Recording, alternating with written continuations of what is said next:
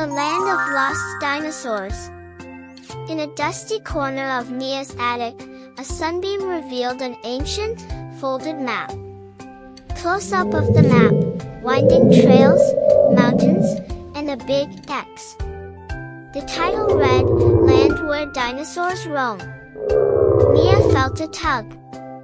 Following the map's trail with her finger, she suddenly vanished into a swirling portal of colors. She landed in a lush world where gigantic trees touched the sky, and the air buzzed with mystery. Dinosaurs were everywhere. A friendly Triceratops trotted over. "Hello.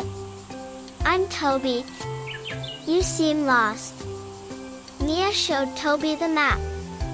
"I'm on a quest to find a lost dino. Will you help?"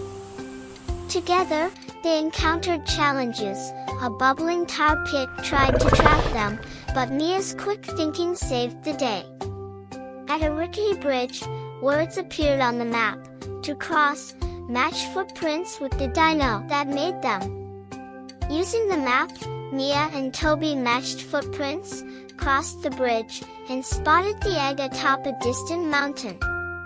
A playful T-Rex blocked their path.